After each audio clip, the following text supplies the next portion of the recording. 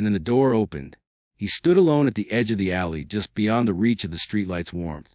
Dirt clung to his matted coat. His ribs pushed against his skin like bones too eager to escape.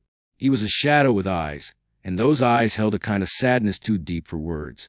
His name was Kaiser, though no one had called him that in months.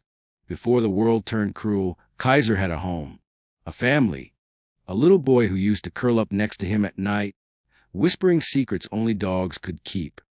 There were long walks in the park, car rides with the windows down, and peanut butter treats that stuck to the roof of his mouth. He had a bed, a name, a reason. Then came the sirens, the shouting, the door that never opened again.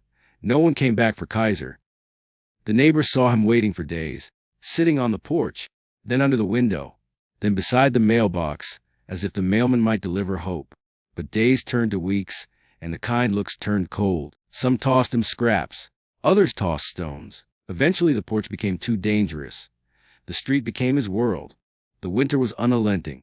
Every gust of wind seemed like it wanted to peel his spirit away. He scavenged behind dumpsters, dodged cars, and ran from people who saw a stray instead of a soul. Trust became a memory, affection, a threat. By the time the rescue found him, Kaiser didn't flinch anymore. Not when they knelt down. Not when they whispered softly. He didn't growl. He didn't wag his tail. He simply stood there silent and still as the leash slid around his neck like a final surrender. At the shelter, he was a ghost with fur. He didn't look at the other dogs. Didn't respond to toys. Didn't bark. He simply lay there in the corner of his kennel, eyes open, like he was waiting for something, or someone, that wasn't coming. But someone did come. Her name was Mariah, a quiet volunteer with more patience than most. She didn't try to pet him on day 1, or 2, or 10. She just sat, reading books aloud, humming old songs, bringing warm blankets and laying them down outside his kennel, close enough to feel her presence but far enough to let him keep his fear. Weeks passed.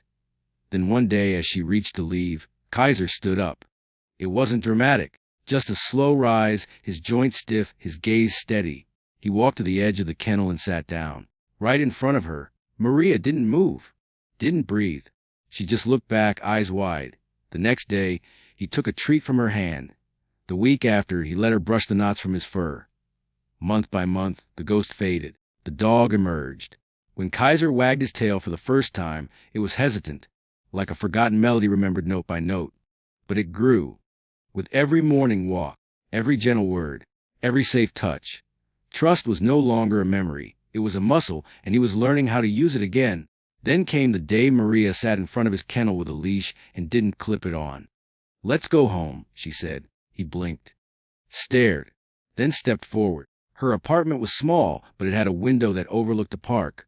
There was a dog bed, toys, a bowl with his name carved into the wood. Kaiser stood in the middle of it all, looking lost. But Mariah didn't push. She just sat, like she always had. That night, for the first time in nearly a year, Kaiser curled up beside a bed that wasn't concrete. He sighed. Not the sight of defeat, but the kind that comes when your heart remembers softness. Today, Kaiser runs with other dogs. He chases balls he never brings back. He naps in sunbeams like they were made just for him. He still has scars, some on his body, some deeper, but he greets every new face with cautious hope instead of fear. He didn't just survive, he learned to love again. And in doing so, he reminded everyone watching that no soul is ever truly lost. Sometimes, and the door opened, they're just waiting for someone who won't give up.